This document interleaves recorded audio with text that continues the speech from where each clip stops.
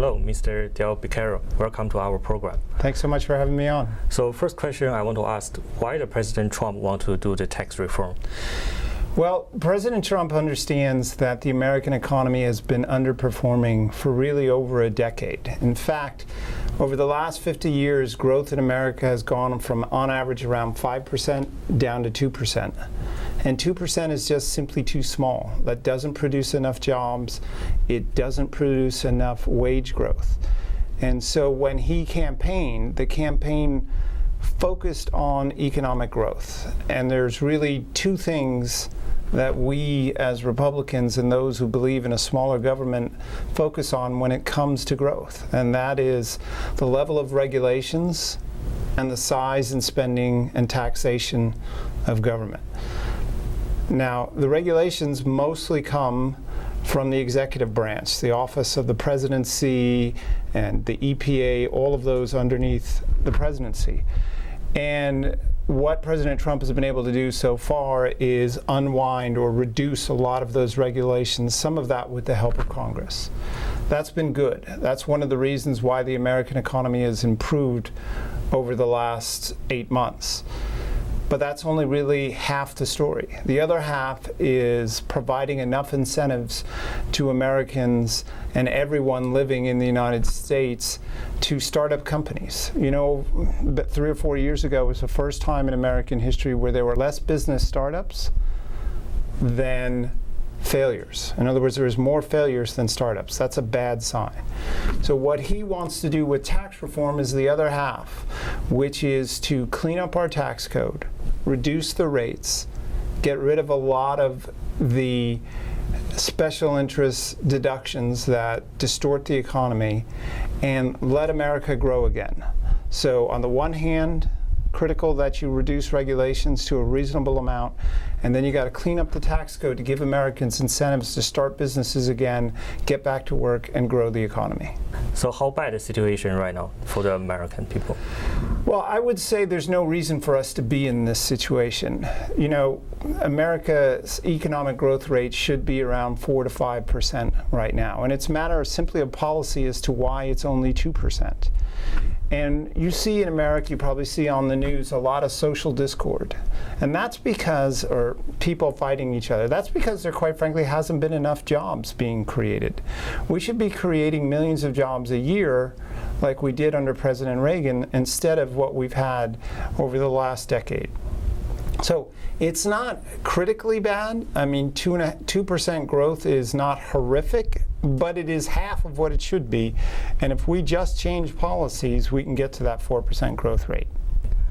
So during the campaign, I saw the President Trump before, he also mentioned that he saw a lot of busy with bankruptcy. And can you talk about that?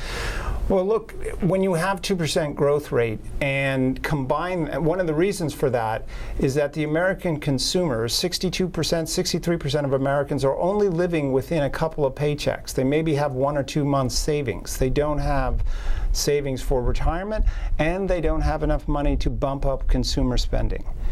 That's because the economy's been stagnant so long at 2%.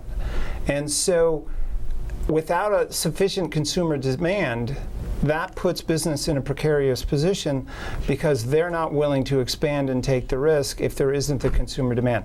So if you reduce tax rates, and America has had 4 major income tax reductions in our history, in the 1920s, in the 1960s, in the 1980s, and just over a decade ago. And each of those 4 times, the economy was weak when the tax reform package was put in place. The economy rebounded, jobs grew, wages grew, and even government revenues rose because the more people that are working, the more that we're paying taxes and the more businesses that were paying taxes. So this is a matter of strictly of policy.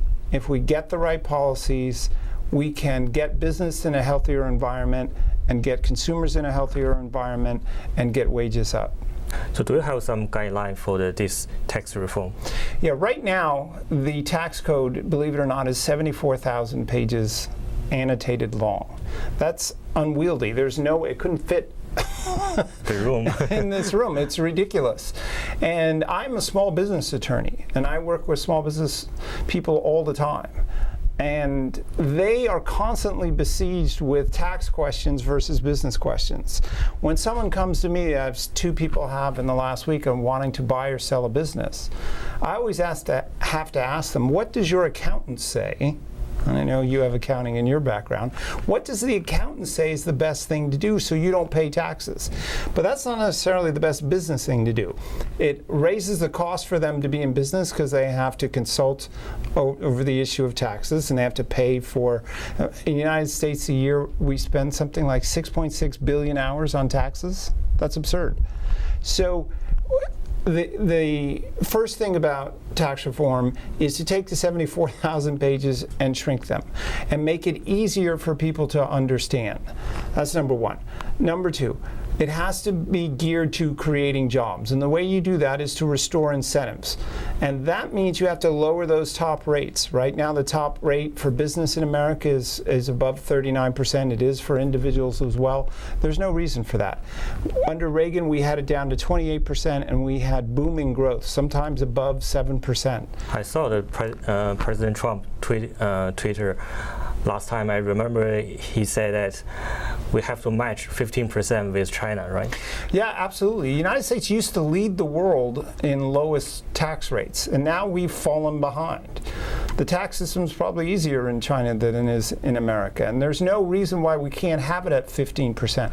I ran for the United States Senate last year based on a flat tax, and the principle was pretty simple. You just have one or two or three deductions, or none, and get rid of all those pages, so it makes it very easy for people to do their own taxes. And if we can get to that point, you're going to see explosive growth in America. So first of all, you want to simplify the tax code by getting rid of the deductions. You want it to restore incentives. The third thing is, and we talked about it, is corporate tax rates. The American corporate tax rate system is behind the curve. And literally trillions of dollars are sitting overseas, because if it came home, it would get taxed at potentially 39%, and therefore that money sits in Europe and China and other places. So if you had a rate that taxed it at 15%, keep in mind that the American economy is about 17.5 trillion in size. You would find up to $2, maybe even $3 trillion making its way back into the United States economy over the next 5 years. That's an enormous amount. That's more than 15%. That would be a huge boost, and far better than government deficit spending, which only results in higher taxes and inflation in the long run. So if the corporate rate was lowered, that would be a huge incentive to bring money back and be a big influx into the American economy. And it's one of the reasons why, if they did tax reform, they would have far more money in government coffers, not less. The final thing, of course, is middle class tax reform.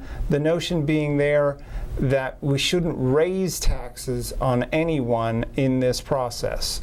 And raising taxes would mean switching the code so that those in the middle would wind up paying more. You want them to actually pay less. You want a net tax reduction for the whole U.S. economy so that the amount they're paying in is less, so that they have the spending power, especially after these hurricanes, and they go out and spend the money, and that is the reason why the economy expands instead of the government spending money. So what are the steps about this tax reform, whether you have some timetable or the process of the negotiation? So the tax bill should come out on Monday. It comes out of the House of Representatives. That's where all tax bills are supposed to originate. The Republicans would like this to happen as soon as possible. It has to happen before the end of the year. The reason for that is they want to make it retroactive so that people doing their taxes for 2017 enjoy those benefits. So you're going to see the bill come out, and you're going to see a big push in the next couple of weeks to get it passed. Okay.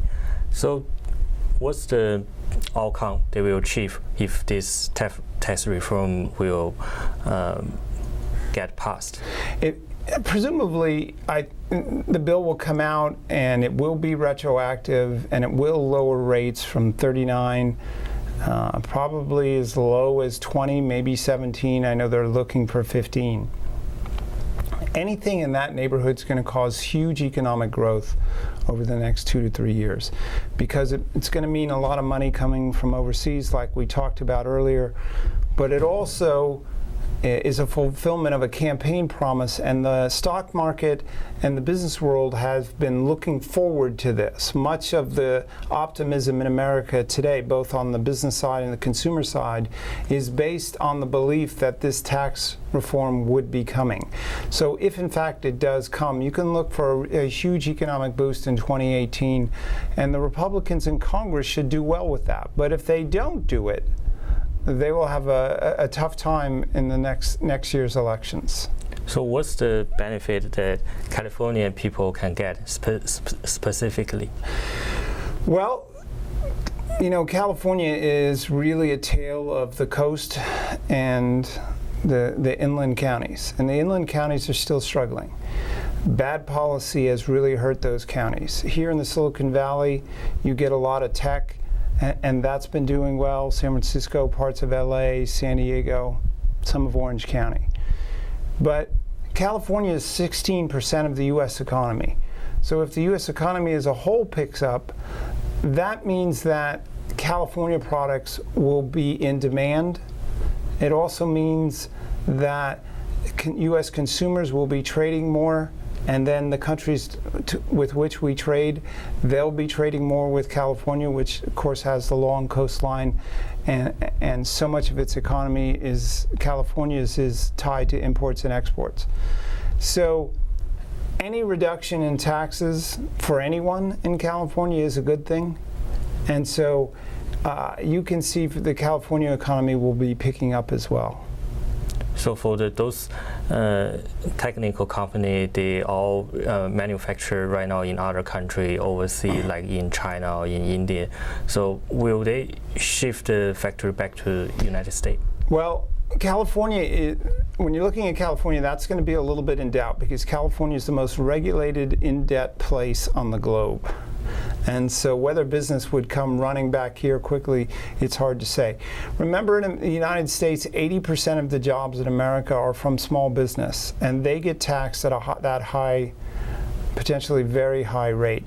So it will be really good for business startups if the top income tax rate is lowered more like 20-25% or lower. If the tax bill that passes is a tax bill that doesn't have a expiration date on it, we've done this before, that's a really dumb idea. But if it's a plan that just sets the new rates, then I think the combination of regulatory reform and tax reform will provide incentives for businesses to stay here first, and more of them, instead of moving abroad, like we saw with President Trump talking to these businesses saying, give us a chance. And then with the lower corporate rate, you'll see the money come back. So yeah, I think it means that more jobs will be in America in the long run if they pass it. If they don't, I think you're going to continue to see these jobs going overseas, because the real reasons they're going overseas is either consumers, regulations, and taxes. That's why 95% of the world's consumers are outside the United States, so it makes sense for American companies to be in India, to be in China, to be in South America to service those customers. But taxes and regulations, not labor, are the reason why so many businesses leave. The American laborer is more productive than any in the world. So it's a question of these other items, if we got that straightened out, would be helpful for the American economy. So let's say that if the tax relieved and the whole nation, the tax will getting lower, and whether the California will gain the advantage or losing the advantage compared to other states like Texas or another? Well, if the economy gets this boost from taxes, I don't really see it as one state or another getting particular advantage, because today there's manufacturing throughout the United States. It didn't used to be this way. We used to have what we call the Rust Belt going from Pennsylvania up to Michigan, and there was that belt, and that's where a lot of industry was. And you had similar things. You used to have aerospace not far from here, or in Southern California, sorry, and in LA. And that has now gone to Colorado. You have car makers that used to only be in Detroit now, or you have BMW in South Carolina.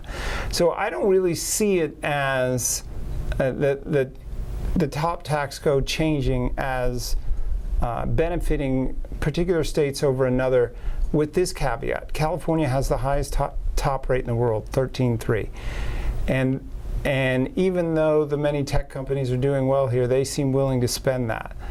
It will mean that less companies will leave California, because it'll be easier to do business here. But if California continues to go down the path it is, with debt and a drive for universal health care, which will mean enormous tax increases here, California will be hurting itself, and that will benefit other states. So we talk about Chinese people in America. So some people is still in low income, and some people in the middle class, and some people from the rich family, or they are doing business well and immigrate to US. So which group you think will get most benefit? So you bring up an interesting question, because I talk about all the time that when you have sustained periods where there's a lack of economic growth, where it's very weak, those are usually the periods where there's the biggest fight over immigration. And that's what we've had over the last decade. And it's no surprise at 2% growth that you're seeing a fight over how many immigrants are coming to the United States, who's using the H-1B visa program, and that type of thing. So the key is an expanding economy. Whenever the economy is expanding a lot, then opportunity goes up and social discord and immigration problems go down. Let me give you an example. The biggest growth in immigration in our history happened at the end of the 1800s. Millions and millions of people were coming here, and that was a huge percentage of the population in the United States. Yet the issue of immigration really wasn't that big of a deal anywhere near where it would have been if we had 2% growth. And the reason why it wasn't a big deal is because the economy grew in those final 2 decades about 400%. And so you needed people to do all of that work. That can happen again, and the immigration issues can be resolved if we had a strong, expanding economy over a sustained period of time, like 10 years, like we had after the Reagan cuts. So I think on the one hand, this is really good for if you care about immigration and you care about the fighting over it. The best thing you can do is grow the economy, and the best way to do that is through tax reform. Beyond that, and you know better than I do, that the Chinese community in California and throughout the country are as driven of entrepreneurs as there is in America today. That's a really good influence. So their ability to start up businesses will be increased, and that'll be good for the United States. So if we get this tax reform, the America is poised to have a jump up in its economy, and that's good on many levels, and for the Chinese community as well, where there's so many entrepreneurs. Thank you. Let's talk about the rejection for the tax reform. So what's the main reason you think?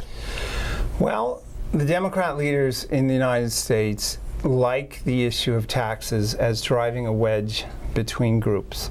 They like the class warfare angle. They like to say tax the rich so that you can pay for the poor. That's a bad policy. That's a good way to divide the country. And I wrote a book called The Divided Era that talks about how government divides us. And one of the ways they do this is through tax policy. If you tax half the country and not the other half, these two are going to fight. And that's where we are today. So the Democrats, in part, fight this because they think it gives them a political advantage. There are others who simply don't understand the economics of taxes and tax policy. The reality is the lower the rates, the higher the economic growth, the more revenues. The higher the rates, less growth, less revenues. Income is just the same as any other commodity. If you make something cost too much, like a car, like a Bentley, over 300,000, they're not going to sell very many. Yeah. But if you took all the Bentleys in the world and made them 20,000, they'd be gone in a hurry. The same is true of income. If you reduce the cost of income, regulations and taxes, you will find people will take more risk, produce more income. So, number one reason the Democrats like the politics of class warfare, which is very bad for the country. Others don't understand that when you clean up the tax code and lower the rates, you actually have a better economy and actually more tax revenues. When they talk about the tax cut, we will talk about the balance point between the tax cut and the other side is a deficit. Then how you want to explain that? Yeah.